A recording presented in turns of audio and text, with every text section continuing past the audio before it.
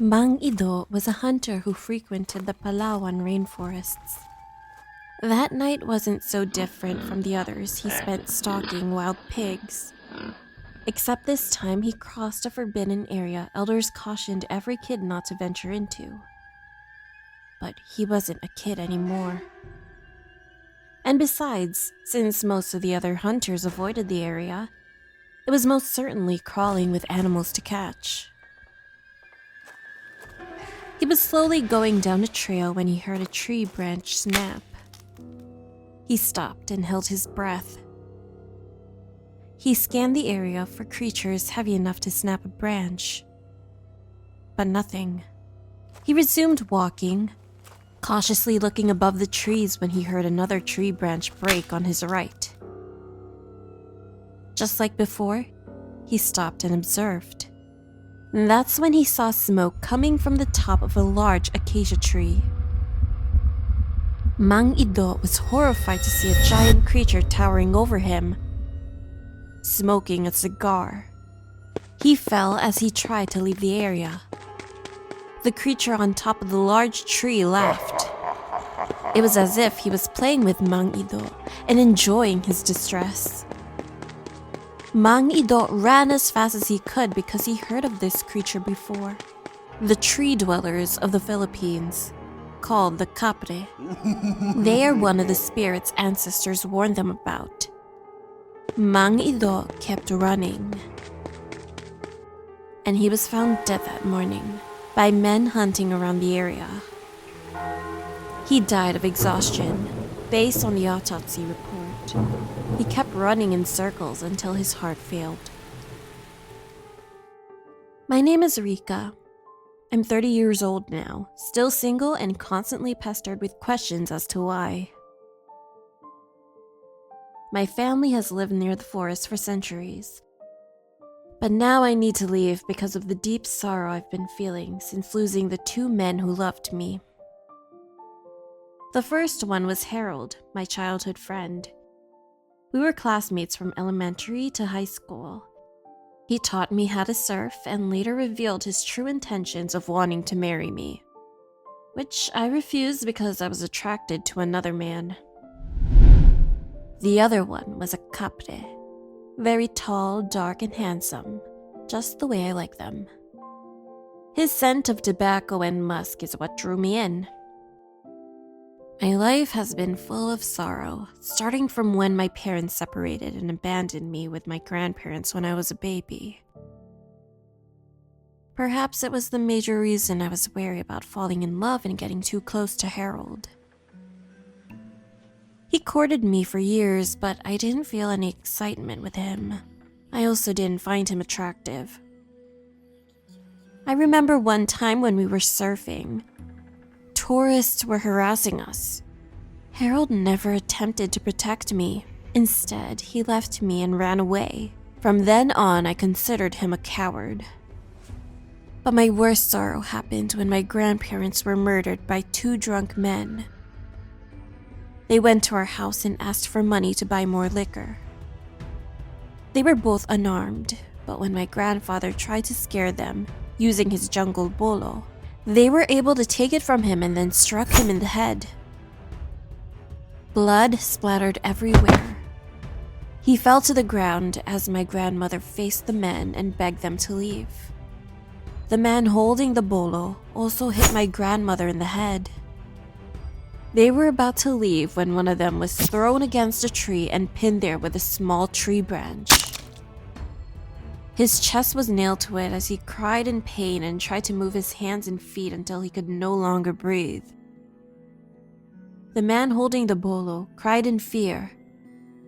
Kapre! He attempted to defend himself by swinging the bolo in every direction.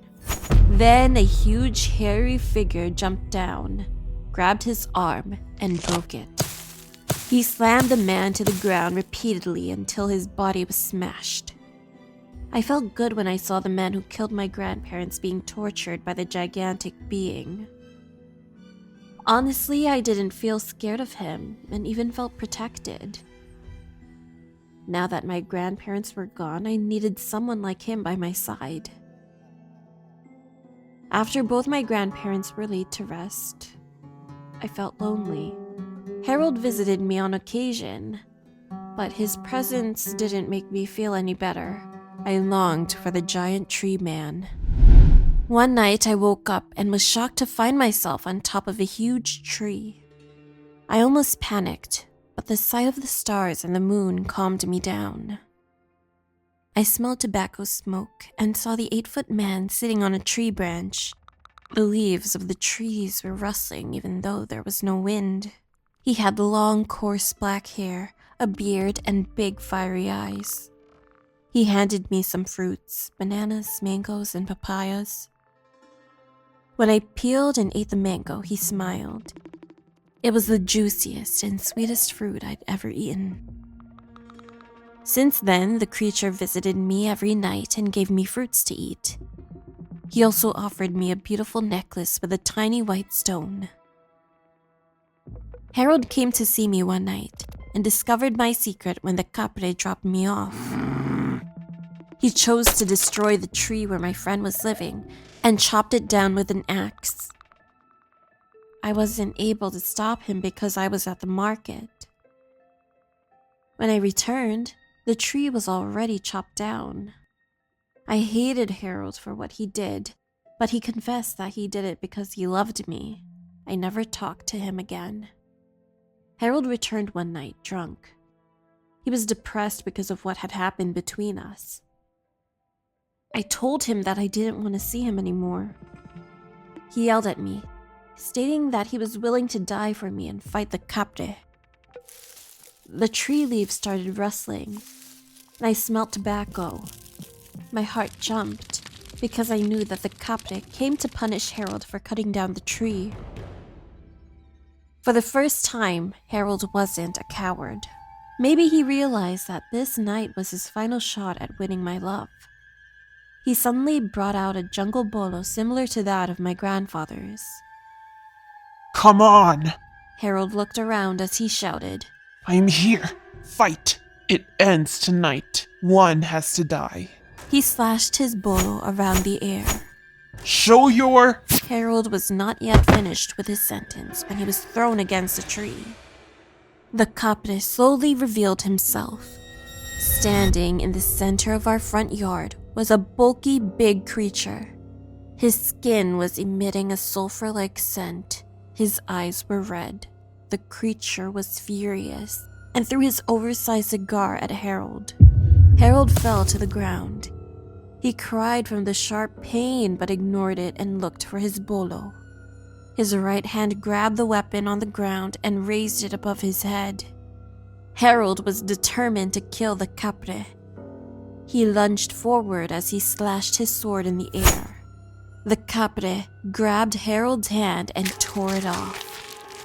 Harold cried in pain and was shook. He was about to shout when the Kapre finished him off by twisting his head and severing it from his neck. The events were so quick that I wasn't able to interfere. The Kapre sighed and lit up his cigar. I felt pity for Harold, whose death was because of me. I cried because I lost my childhood friend. The Kapre walked over, took one last look at Harold, and blew smoke onto his body, burning it into ashes. The Kapre then looked at me and asked me to come with him to his domain. I knew that this was a one-way trip. Once I left with him, I could never come back. Because of this, I refused and told him I needed space. The Kapre left me all alone with what remained of my friend. Years later, I have forgiven the Kapre for what he did to Harold and always wait for his return. But he never did. I'm now sure that I'm willing to go with him and leave this world forever. There was no one and nothing left for me here. While laying in bed, I held the stone on the necklace he gave me extra tight, wishing for the Kapre to appear one last time. Slowly, I smelled the familiar scent of tobacco. Then I heard the deep laughter that was music to my ears. I opened my eyes and ran to the window. The Kapre was waiting for me outside.